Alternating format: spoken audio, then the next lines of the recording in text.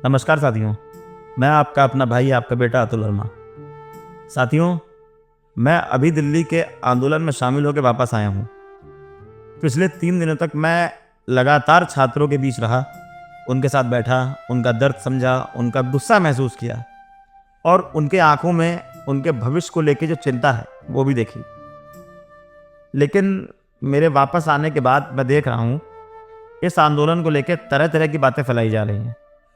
कोई कह रहा है कि ये विपक्ष के द्वारा प्रायोजित कार्यक्रम है, कोई इसे राष्ट्र विरोधी गतिविधियों से जोड़ रहा है, कोई तो पाकिस्तान तक इसको जोड़ने की कोशिश कर देता है। मतलब मैं समझ नहीं पा रहा हूँ किस तरीके के ये लोग हैं।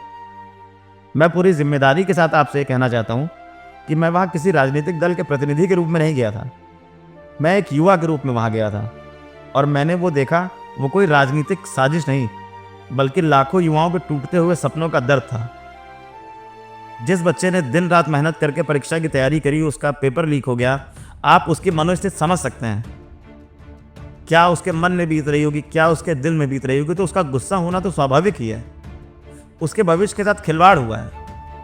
मेरा मानना है कि सरकार यदि शुरू में ही कोई कदम उठा लेती, जब पहले 2-3 दिन 4 दिन आंदोलन शुरू हुआ था, अगर सरकार बच्चों को बुलाती, उनसे बात करती, उसके लिए क्या लगता है, सिर्फ 2 कुर्सी, मेज,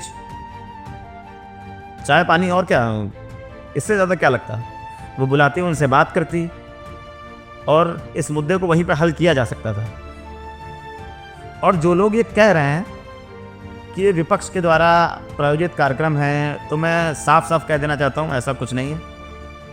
और दूसरी बात है कि विपक्ष के बहुत से नेता इस आंदोलन के समर्थन में शामिल हुए, ये सही बात है।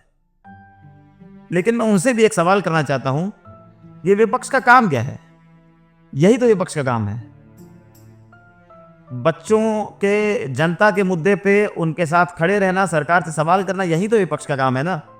तो अगर विपक्ष ये कर रहा है तो इसमें गलत क्या कर रहा है? मुझे तो इसमें कुछ गलत नहीं दिखाई देता। और हाँ, एक बात जो सबसे खास बात इस आंदोलन में मैंने देखी कि बहुत बड़ी संख्या में, लगभग हर 4-5 छात्रों में कोई महिला, बेटी, बहनें, उन्होंने बहुत बड़े स्तर पे आंदोलन में सहयोग किया। मैं उस मातृशक्ति को दिल से नमन करता हूं। मेरी आप सभी से बस यही अपील है, किसी भी आंदोलन को सोशल मीडिया के नैरेटिव से नहीं बल्कि असली मुद्दे से देखिए। सवाल किसी पार्टी से नहीं किया जा रहा है, सवाल देश के भविष्य के युवाओं का है। आइए हम सब मिलकर ऐसी व्यवस्था की मांग करें, ऐसी व्यवस्था बनाएं जहां मेहनत करने वाले छात्रों को न्याय मिले, निष्पक्ष परीक्षाएं हों और युवाओं का भविष्य सुरक्षित हो। बस इतना ही तो मांग है। और सरकार को अगर ये भी देने में दिक्कत हो रही है तो मेरे हिसाब से तो इस सरकार को कुर्सी पर बैठने का कोई अधिकार नहीं। जय हिंद, जय भारत, जय संविधान।